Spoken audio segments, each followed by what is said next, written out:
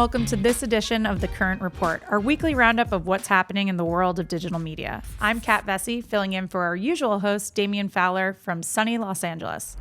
For many American marketers and consumers, the past 2 years have been somewhat anxiety-ridden, but it appears things are looking up. Last week, the Federal Reserve predicted the U.S. won't fall into a recession after all, and to add on to that, inflation dropped to its lowest rate since 2021. Now, major companies are reporting positive results after increasing their advertising spend. Procter & Gamble, one of the largest advertisers in the world, revealed it saw organic sales growth after increasing advertising by more than $450 million last quarter. But P&G isn't alone, with L'Oreal, Unilever, and Nestle among the companies also reporting an uptick in sales after spending more on advertising. These companies represent the latest examples of what happens when brands increase ad spend during economic uncertainty. Our reporter Chris Brooklier spoke with marketers and analysts to get a beat on how the current market conditions are shifting the ad world's overall approach. And he joins us now. Hi, Chris. Thanks for being here.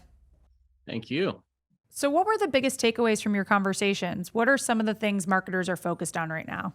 You have to be able to adapt with the times and be able to shift your ad spend to, really figure out sort of what the next hurdle is coming with the economy. There's such a big balance between brand marketing and performance marketing, right? And figuring out how those two align and how those two kind of work on a string together. I think that different industries like CPG or auto, they kind of went both different ways with how they decided to figure out that mix.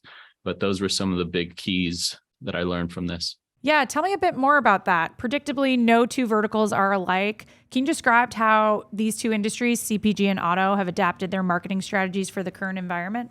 Yeah, definitely. So everyday products from CPG to groceries were really hit really hard by inflation because, we bought them more often.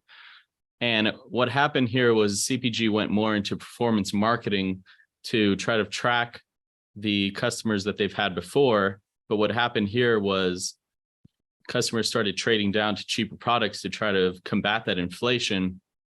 And it was easier for these marketers in the CPG lane to track former customers to try to lure them back. And then on the other side, what we saw from auto was they actually leaned more into brand marketing as a way to really up their long-term brand building. And this was caused more by the supply chain and the lack of cars that they had in the market in the early part of last year. And what's also interesting is, obviously electric cars are becoming such more of a bigger deal.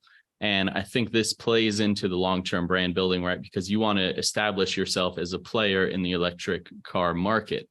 5% of cars were sold in the US, and those were electric cars. But actually 40% of the marketing came in the electric car lane for auto manufacturers. So those are just the two strategies that we see playing out for these different verticals. Yeah, you started to go into this just now, but I really loved how your story also covered how, unfortunately, for some CPG brands, they actually lost market share as they were forced to increase prices and also drop their ad spend at the same time. What is the way back for those brands? Yeah, so I spoke with an agency, Exferis agency, and they really specialize in CPG brands. And what they told me was, this is sort of the double whammy, right? When you lose market share and you also have to decrease your advertising while also increasing the measurable results that you can see. And I think they describe this as sort of two engines that are running at the same time, right? They have to run sort of interacting with each other. And they've seen success in this two-part strategy. But I think all of it has to come with data, right? So even if you're brand marketing, you still have to make sure that there's a data component in there. Yeah, well, it seems ROI will remain every marketer's favorite acronym for the time being. Thanks for the insights, Chris. Thank you. Of course, inflation isn't the only thing driving conversations in advertising right now. Supporting diverse media is also in the spotlight. Case in point is General Motors.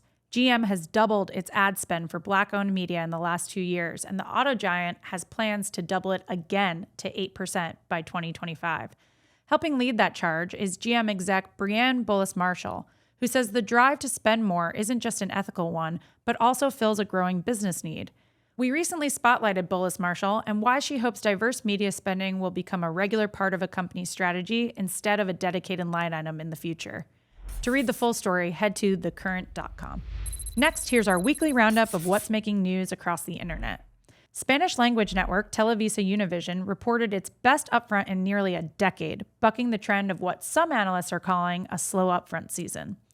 Adweek reports the network's streaming service, ViX, saw a major success, with around 80% of advertisers adding streaming buys to their traditional TV buys.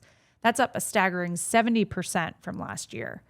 The network is now the fourth to complete its upfronts negotiations, joining NBC Universal, Paramount, and Fox. And in the face of the actors and writers strikes, Sony Pictures is pushing back the release dates of several upcoming major films. The next Spider-Man movie, which was slated for March 2024, as well as the new Karate Kid and Ghostbusters movies, will all be reportedly pushed back. This comes as the New York Times reports the studio is concerned actors will not be able to promote their own movies. Red carpet appearances, late-night shows, promotional videos, and social media posts are all not allowed under the guidelines of the strikes. Historically, these tactics play a major role in building anticipation and excitement for the film's release. Just look at Barbie last month. And with the actors' strike nearly a month in, other major studios are reportedly considering adjustments to their release schedule as well. And that's it for this edition of The Current Report. For a deeper dive on all of these stories and more, check out thecurrent.com. We'll see you next week.